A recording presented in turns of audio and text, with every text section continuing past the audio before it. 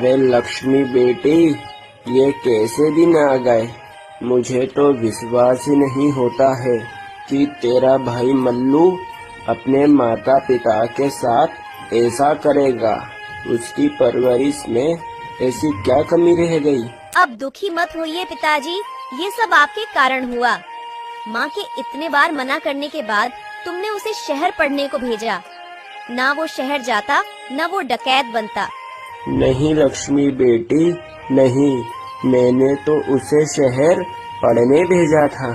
मैंने सोचा कि वो पढ़ लिख कर एक बड़ा अफसर बनेगा।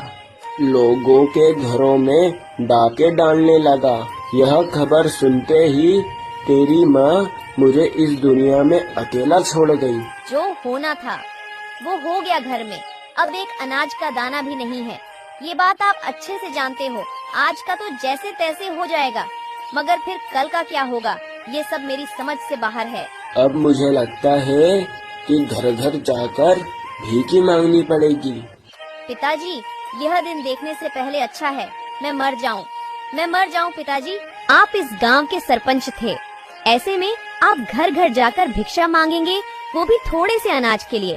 अरे बेटी, मैंने जितनी गांव के सरपंच बनकर इज्जत कमाई थी, वो सारी की सारी इज्जत तेरे भाई मल्लू ने मिट्टी में मिला दी। यहाँ तक गांव वालों ने तो हम दोनों को गांव से बाहर निकाल दिया। ऐसे में मुझे भीख भी कौन देगा बेटी। पिताजी आप चिंता मत करिए, मैं जमींदार के घर पर झाड़ू पोछा का काम कर लूंगी, वो तो मुझे काम पर रख लेगा। नहीं बेटी, इस बारे में सोचना भी मत। नहीं खाने पर भूखे मर जाएंगे, लेकिन तू किसी के घर पर जाकर काम नहीं करेगी। अच्छा ठीक है पिताजी, आप जो कहेंगे वही होगा। कल से हम बिना खाए रहेंगे, ऐसे ही मर जाएंगे, बाकी सब भगवान के ऊपर छोड़ देते हैं।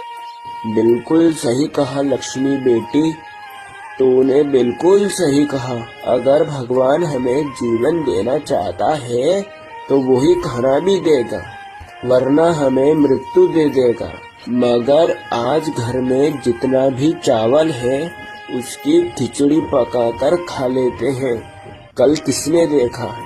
आप यहाँ रुकिए, मैं अभी जाकर खिचड़ी पकाकर लाती हूँ। पता नहीं मैंने ऐसे क्या पाप किए जो मुझे ऐसा बेटा मिला। इस उम्र में मैं कहाँ जाऊँगा। लगता है कि यही मेरे भाग्य में लिखा हुआ है।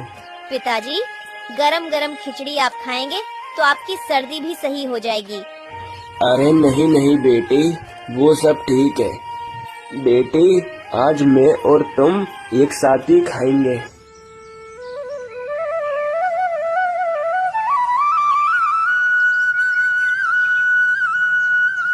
अरे बराई मुखिया, आज सुबह सुबह मेरे महल में इतनी जल्दी आ गए और अभी थोड़ी देर पहले ये गांव वालों की भीड़ क्यों जमा हो गई थी। अरे जमींदार बाबू, उसी के सिलसिले में मुझे तुमसे बात करनी है, इसलिए आज मैं महल जल्दी आया हूँ। अच्छा, तो फिर चलो अंदर चलकर बात करते हैं।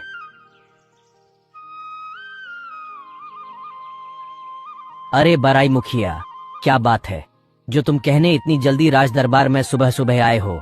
ऐसी क्या समस्या है। अरे जमींदार बाबू, अभी अभी गांव वाले एक समस्या लेकर आए थे। वो सभी गांव निवासी कह रहे थे कि इस गांव के मोड़ पर जो एक अनार का पेड़ है, उस अनार के पेड़ पर एक भूत ने अपना घर बना लिया। वो भूत ऐसा वैसा भूत नहीं है, वो एक ब्रह्मदत्त भूत है।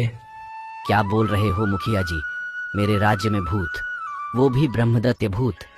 ये मेरे समझ के बाहर है। नहीं, मुझे इस बात पर विश्वास नहीं है। ये तुम्हारे मन का वहम है। नहीं जमींदार बाबू, बहुत सारे लोगों ने देखा है, इसलिए रात को कोई वहाँ से निकलता नहीं है। पहली बात तो ये, भूत कुछ नहीं होते, मगर तुम्हारी और गांव वालों की तसल्ली के लिए आज रात को ही हम वहाँ जाएंगे। फिर जमींदार और मुखिया रात के समय उस अनार के पेड़ के पास जाते हैं। अरे बराई मुखिया, तुम्हें डर तो नहीं लग रहा। अगर डर लगे तो तुम वापस भी जा सकते हो, मैं अकेला ही जा सकता हूँ। नहीं जमींदार बाबू, मुझे डर नहीं लग रहा, मगर अब हम उस पेड़ के पास पहुँचने वाले हैं। आओ आओ, बहुत दिन हो गए हैं इंसानी मांस नहीं चखा। अचानक से भूत की आवाज सुनाई देती है। यह सुनते ही वह दोनों वहाँ से भाग जाते हैं।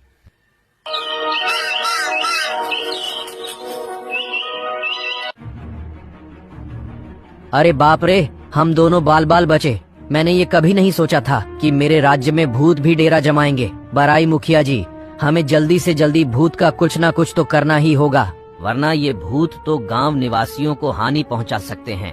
अरे जमींदार बाबू, बाहर एक ब्राह्मण भिक्षा मांगने के लिए आया है। तुम उस ब्राह्मण को अंदर बुलाओ। ठीक है, मैं बुलाती हूँ। आज एक और आधा दिन हो गया है बिगर खाए। अगर आज कोई अपन दोनों की खबर लेता तो उसे बिल्कुल पता चल जाता कि ये दोनों भूखे हैं। पिताजी, मुझे तो नहीं लग रहा कि कोई हमारी खबर लेने यहाँ तक आएगा। अरे बेटी, हमें यहाँ देखने कौन आएगा? अगर इन गांव वालों के दिल में जरा सी भी दया होती तो हमें गांव से बाहर नहीं निकालते। अरे मक्सी ब्राह्मण, तुम्हारे जैसे पंडित होने के बाद भी हमारे गांव में भूत ने डेरा जमा रखा है। तुम कैसे पंडित हो? जमींदार की बात सुनकर बाबा कहते हैं, अरे जमींदार बाबू, भूत भगाने के तो अनेक उपाय हैं, मगर कोई है जो उन उपायों को कर सकता है। ये लाल कपड़ा, अगर कोई इस लाल कपड़े को वो अनार के पेड़ से बांध देता है तो भूत वहाँ से भाग जाएंगे। मगर कौन है वो जो अपनी जान पर खेलकर अनार के पेड़ पर ये लाल कपड़ा बांध सकता है? इस बारे में हम कुछ नहीं जानते। हमारे राज्य में कोई ना कोई तो ऐसा होगा जो अधिक तंगी और गरीबी से परेशान होगा। वो इस काम के लिए तैयार हो सकता है। हम उसे 10 बीघा जमीन और कुछ सोने की मोहरें देंगे। ये खबर पूरे गांव में फैला दो। सुनो सुनो सुनो, हमारे जमींदार बाबू भानु प्रताप जी ने घोषणा की है, जो कोई भी व्यक्ति रात के 3 बजे गांव के मोड़ पर अनार के पेड़ पर एक लाल कपड़ा बांधना है, जो कोई भी इस काम को करेगा उसे जमींदार बाबू 10 बीघा जमीन और कुछ सोने की मोहरें देंगे। सुनो सुनो। अरे पिताजी, ये आवाज किसकी है? कौन इतने जोर से चिल्ला रहा है? पिताजी, आप कहाँ चल दिए? सुना नहीं क्या बेटी? पेड़ पर एक लाल कपड़ा बांधने पर 10 बीघा जमीन और कुछ सोने की मोहरें मिलेगी। आपका भूखे रह रहकर आपका दिमाग खराब हो गया है। वो अनार के पेड़ पर भूत रहता है, वहाँ गए तो आप मर जाओगे। मुझे नहीं पता, मैं तुम्हें वहाँ नहीं जाने दूंगी। अरे बेटी, मैं अगर यहाँ बैठा रहा तो भूख से मर जाऊंगा। इससे अच्छा है कि मैं एक बार अपने भाग को आजमाता हूँ। हे भगवान, दया करो प्रभु, दया करो। फिर हरिया बाबा राजा के दरबार की ओर चल देते हैं।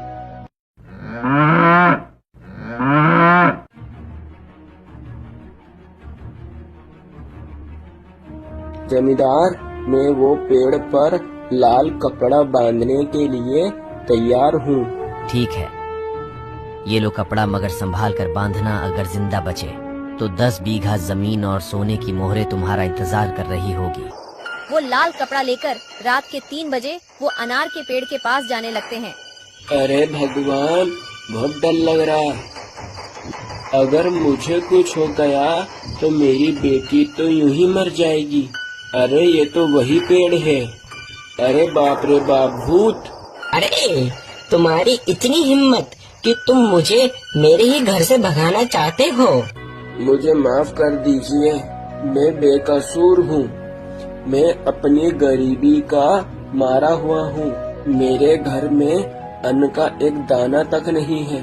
जमींदार ने कहा, अगर कोई व्यक्ति इस पेड़ पर लाल कपड़ा बांध देता है तो उसे 10 बीघा जमीन और कुछ सोने की मोहरें दी जाएगी।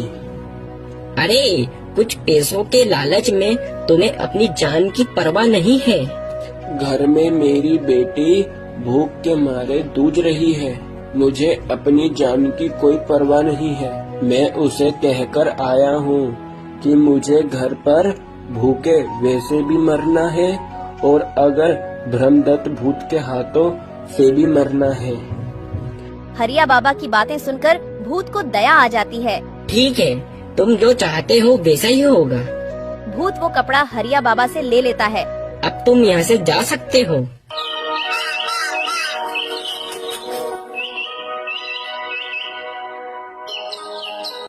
अरे, जो पूरे गांव में कोई नहीं कर पाया वो एक बूढ़े बाबा ने कर दिखाया। तुम उसे अभी भी राज दरबार में बुलाओ। हरिया को जमींदार ने अपने महल पर बुलाया। ये लो तुम्हारा पुरस्कार, 10 बीघा जमीन और सोने की मोहरें। हमने 10 बीघा जमीन तुम्हारे नाम कर दी है। अब तुम जाकर उस खेत पर खेती कर सकते हो। आपका बहुत बहुत शुक्रिया जमींदार। हरिया खुशी खुशी अपने घर की ओर जाता है।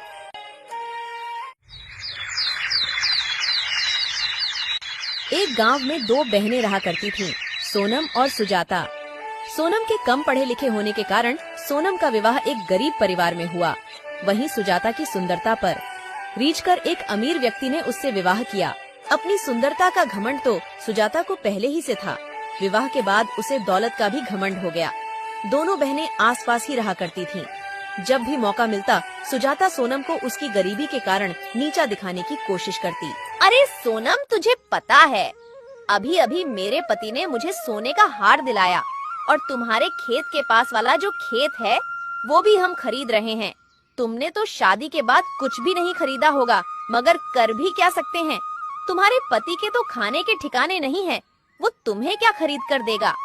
सोनम को बुरा तो लगता, किंतु वह मन मसोस कर रह जाती। सोनम के दिन बड़ी तंगहाली में गुजर रहे थे। 2 वक्त की रोटी भी बड़ी मुश्किल से जुट पाती थी। कई बार सुजाता से मदद की गुहार की। अरे सुजाता बहन, आज हमारे घर पर अन्न का एक दाना भी नहीं है। ऐसे में मेरे पति जमींदार के घर पर गए, मगर जमींदार ने पैसे देने से इनकार कर दिया। तो सुजाता बहन, आज तुम थोड़े पैसे की मदद कर दो।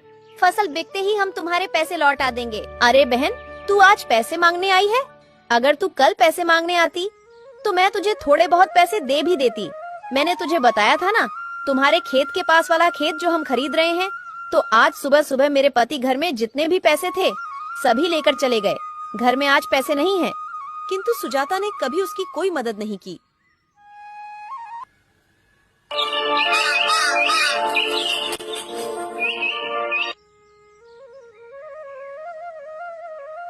एक दिन सोनम ने सोचा, सुजाता ने भी पैसे देने से इनकार कर दिया। अब मैं क्या करूं? एक काम करती हूं, मैं मेरे बड़े भैया के घर जाकर उनसे पैसे मांगती हूं। वो मुझे पैसे देने से मना नहीं करेंगे।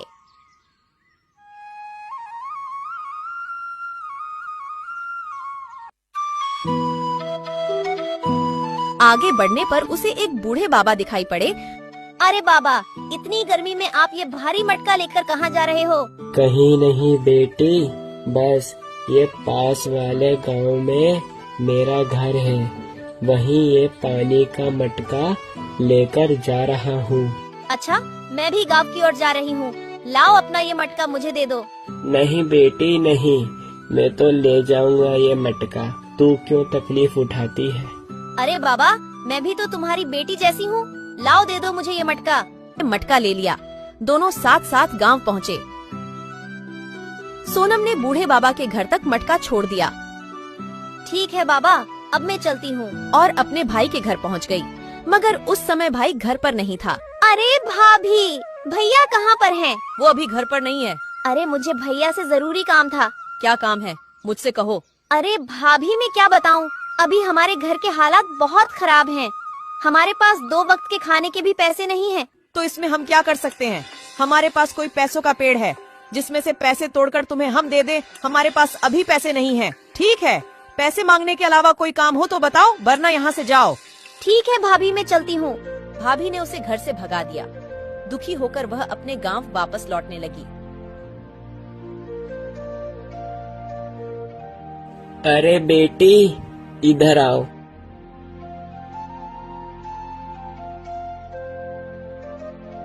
अरे बेटी, तो इस गांव में किसके घर आई थी? अरे बाबा, मैं वो अपने भैया के घर पर उनसे मदद मांगने आई। मगर सोनम ने अपनी पूरी कहानी बाबा को बताई। बेटी ले, तू इन तीनों घड़ों में से एक घड़ा ले ले। क्यों बाबा? अरे बेटी, तू इतनी दूर से पैदल चलकर आई है और पैदल ही चलकर तुझे जाना है। बेटी, अगर तुझे रास्ते में भूख लगे तो ये घड़े के अंदर लड्डू है, तू वो लड्डू खा लेना बेटी। नहीं बाबा, मुझे नहीं चाहिए। आपने मुझसे पूछा, वो ही बहुत है। अरे बेटी, ले लो, तू भी तो मेरी बेटी जैसी है। फिर बाबा के बार बार कहने से सोनम वो घड़ा बाबा से ले लेती है। बाबा, अब मैं चलती हूँ, वरना मुझे घर पहुँचते पहुँचते शाम हो जाएगी। और फिर अपने घर की ओर जाने लगती है।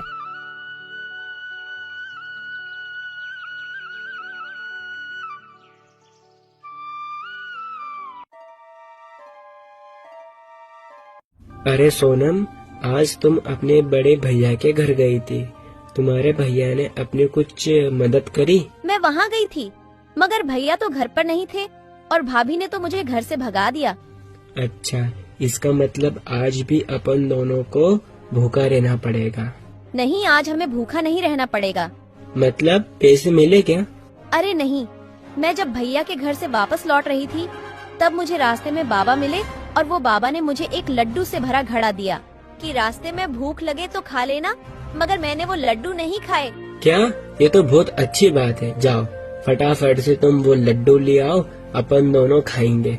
आज मैंने सुबह से कुछ नहीं खाया। रुको, मैं अभी लेकर आती हूँ। और जैसी ही सोनम घड़े को खोलकर देखती है तो वो चौंक जाती है। अरे बाप रे, सोने की मोहरे, वो भी इतनी सारी। अरे क्या हुआ?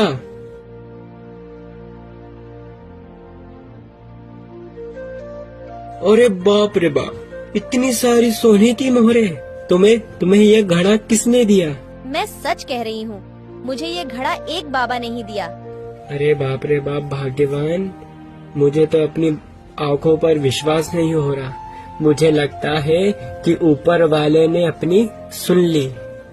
तुम सच बोल रहे हो, मुझे तो विश्वास ही नहीं हो रहा है। सोनम और उसके पति की खुशी का कोई ठिकाना नहीं था। फिर वो दोनों ने गांव में खेती के योग्य एक जमीन खरीदी। सोनम की तरक्की देखकर सुजाता को बहुत जलन हो रही थी। वो अपने पति से कहती है, अरे सुनो जी, ये मेरी बहन इतनी पैसे वाली कैसे बन गई? उसके पास इतना धन कहाँ से आया? कुछ दिन पहले तो ये मेरी बहन भिखारी जैसे अपने घर पर भीख मांगने आई थी और अब तो हमसे भी ज्यादा पैसे वाली हो गई। हाँ, मैं भी वो ही सोच रहा हूँ। पहले तुम्हारी बहन का पति लोगों के खेत में दिहाड़ी से काम करता था और एकदम से इतना पैसा कहाँ से आया?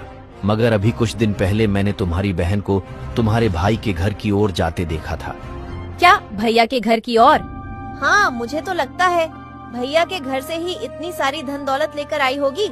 मगर तुम्हारा भाई कैसा है जो सारा धन तुम्हारी छोटी बहन को ही दे दिया? उसकी बहन तुम भी तो हो ना। भाई के लिए तो दोनों बहन सामान्य हैं, तो फिर दोनों बहनों को बराबर का हिस्सा देना चाहिए। तुम बिल्कुल ठीक बोल रहे हो। भैया की संपत्ति पर जितना उसका अधिकार उतना ही मेरा अधिकार है। अपन कल सुबह ही मेरे भाई के घर चलेंगे।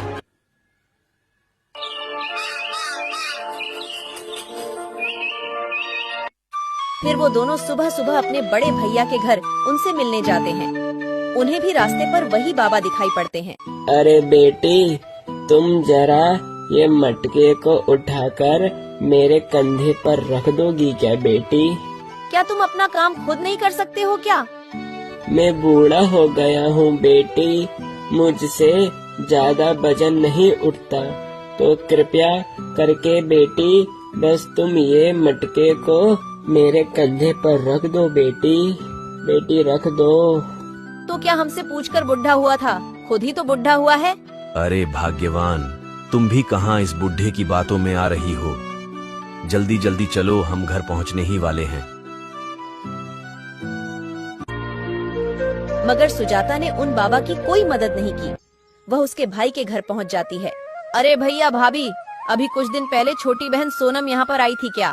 हाँ सुजाता, थोड़े दिन पहले सोनम आई थी, मगर मैं उससे नहीं मिला।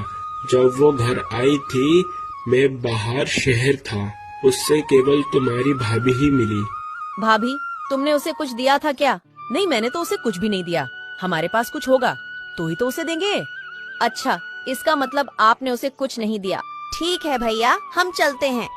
अरे अभी तो तुम दोनों आए हो और इतनी जल्दी जा भी रहे हो, खाना तो खाकर जाओ। नहीं, हम यहाँ से निकल रहे थे तो हमने सोचा कि भैया से मिलते हैं।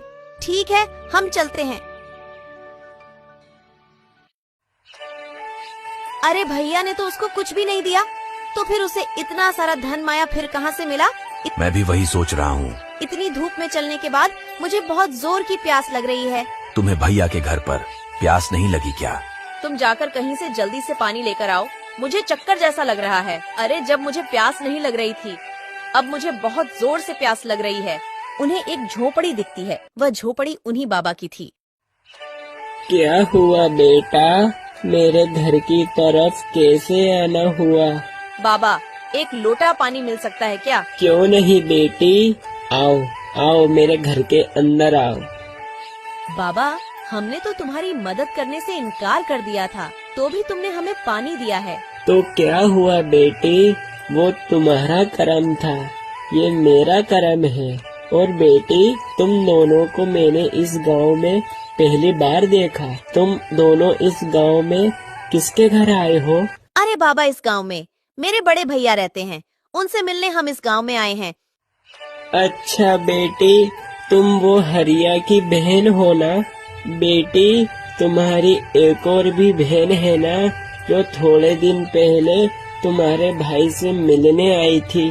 बाबा, वहाँ थोड़े दिन पहले भैया से मिलने आई थी, मगर बाबा तुम्हें कैसे पता? अरे बेटी, जिस जगह तुम मुझे आज मिली थी, थोड़े दिन पहले तुम्हारी बहन भी मुझे वहीं मिली थी। उस बेचारी बच्ची ने मेरा मटका मुझसे लेकर मेरे झोपड़ी तक छोड़ा मुझे। मगर बाबा, तुम्हें पता है, जब से मेरी बहन भैया के घर से होकर आई है, जब से उसके पास में खूब धन दौलत हो गई है।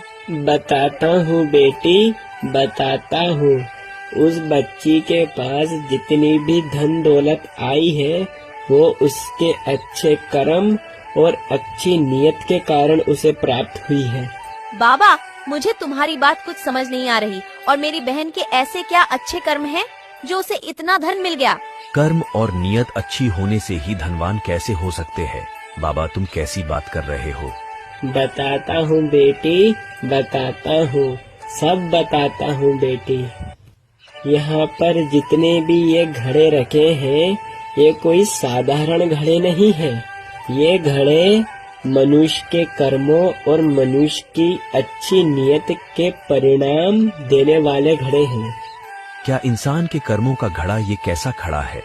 बाबा, मैं तुम्हारी बात अच्छे से समझ गई। यह कर्मों के घड़े हैं। अपना जैसा कर्म होगा, इस घड़े में से अपने कर्मों के अनुसार फल मिलेगा।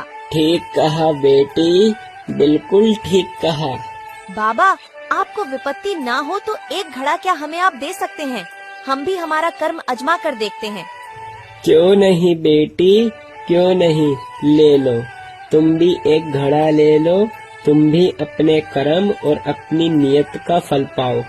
सुजाता को भी बाबा ने एक घड़ा दे दिया और वो दोनों वहाँ से चले जाते हैं। फिर रात के समय जैसे ही वो घड़ा खोलते हैं, उनके घड़े में से बहुत सारे कीड़े निकलने लगते हैं। बाप रे बाप, अपने घड़े में से तो कीड़े निकले। पर क्या गलत निकला? अपने कर्मों के हिसाब से अपन को ये बिल्कुल सही मिला है। अपन बहुत लालची थे। तुम्हारी बहन बेचारी इतनी मजबूरी की मारी अपने पास कुछ पैसे की मदद मांगने आई थी, लेकिन अपन ने उसकी मदद नहीं करी। कर्म ऐसे करने के बाद अपन अच्छे फल के परिणाम की अपेक्षा कैसे कर सकते हैं? तुमने बिल्कुल ठीक कहा। मुझे अपने पैसे का बहुत घमंड था। मैंने मेरी बेचारी बहन की मजबूरी नहीं समझी। मैं कैसे भी करके बस अपनी अमीरी से उसे नीचा दिखाती। सुजाता और उसके पति को अपनी गलती का बहुत पछतावा हो रहा था।